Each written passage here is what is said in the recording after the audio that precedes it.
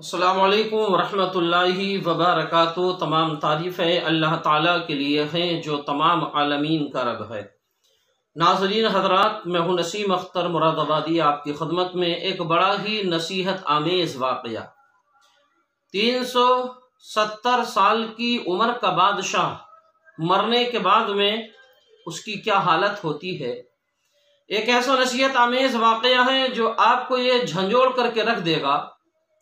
दरूद पाक पढ़े सल्लल्लाहु अलैहि नबी उम्मी वालिही सल्लल्लाहु अलैहि वसल्लम, सलातो व सलामन अलैका या रसूल अल्लाह सल्लल्लाहु तआला अलैहि वसल्लम। नाज़रीन इकराम, बनी इसराइल में एक शख्स के दो बेटे थे। बाप का इंतकाल हुआ और बाप ने अपने वरसे में एक मकान छोड़ा। बाप की तजहीज़ व तकफीन के बाद में उन लोगों ने बाप की वरासत को तकसीम करने का इरादा किया। दोनों भाइयों ने माल वो अपने बाप की वरासत का बांटने लगे तो जो है उस मकान के मामले में या किसी और बात पर दोनों भाइयों में झगड़ा हो गया। झगड़ा जब ज्यादा आगे बढ़ा तो उस मकान में जो ईंटें लगी हुई थीं, एक ईंट में से आवाज आती है, ऐ लड़को, दुनियादारी की खातिर मत लड़ो, इस मकान की खातिर, दौलत की खातिर मत लड़ो। जब इन दोनों भाइयों ने ईंट की आवाज सुनी तो झगड़ा छोड़ करके अब वो उसकी तरफ मुखातब हुए। ईंट ने अपनी पूरी बात कहना शुरू की। ईंट ने कहा कि तुम मुझे देख रहे हो, मैं तुम्हारे मकान में लगी हुई हूं एक ईंट की शक्ल में, लेकिन मेरी हकीकत यह है कि मैं एक बहुत बड़ा बादशाह थी। 370 साल की मेरी उम्र हुई। 370 साल के बाद जब मेरा इंतकाल हुआ तो मुझे कब्र में दफन कर दिया गया। 100 साल तक मैं उसी कब्र में रही। 100 साल तक। 100 साल के बाद में हालात बदले, ज़माना बदला, मेरी कब्र एकदम बिल्कुल बराबर हो गई। मेरी कब्र का नामो निशान तक ख़त्म हो गया। मेरी कब्र की जगह से मिट्टी खोदी गई। उस मिट्टी में मैं मौजूद थी और उस मिट्टी की एक ईंट बनाई गई। एक ईंट बनाने के बाद में उसको रखा गया। मैं 40 साल तक ईंट की शक्ल में रही। 40 साल तक।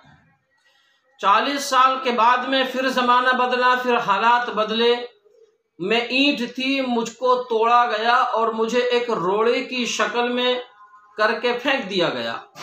103 साल तक मैं रोड़े की शक्ल में पड़ी रही। फिर उसके बाद में ज़माना बदला, हालात बदले। 103 साल के बाद उस रोड़े की मिट्टी बन गई और फिर उस मिट्टी से मुझको दोबारा ईंट बनाया गया और उस ईंट को तुम्हारे मकान में लगा दिया गया। मैं 300 साल से तुम्हारे मकान में लगी हुई हूँ।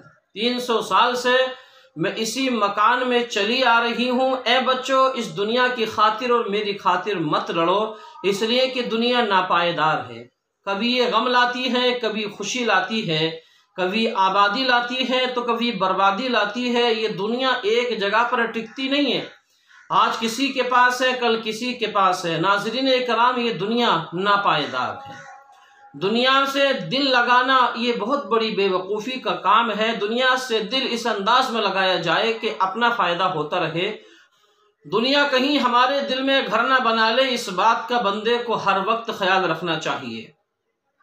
ये लड़ाई झगड़े, ये मगजमारी, ये दुनिया की खुराफाते, आदमी दुनिया के चक्कर में क्या क्या करता है। भाई भाई का दुश्मन हो जाता है, बाप बेटे का दुश्मन हो जाता है, पड़ोसी पड़ोसी का दुश्मन हो जाता है, एक दूसरे को कत्ल कर दिया जाता है इसी दुनिया की खातिर कि जो दुनिया इंसान के साथ वफा नहीं करती है, वक्त आने पर उसको मिट्टी में मिला देती है। तो नाज़रीन इकराम, आज का ये नसीहत आमेज़ वाक़या था कि जिसने 370 साल की उम्र हुई, जिसकी 370 साल उम्र हुई, अपने वक्त का बादशाह था। बाद में देखिए कि उसकी कहानी किस तरह से रंग बदलती रही। इंशाअल्लाह ताला फिर मुलाकात होगी अगले वाक़ये के साथ। वीडियो को लाइक और शेयर ज़रूर किया करें, चैनल को सब्सक्राइब भी करें ताकि अगले आने वाली वीडियो का नोटिफिकेशन तुरंत आपके पास पहुँचे। और आप इसी तरह का इस्लामी वाक़या सुन कर के अपना ईमान ताज़ा करें, नसीहत हासिल करें। अस्सलामु अलैकुम व रहमतुल्लाह।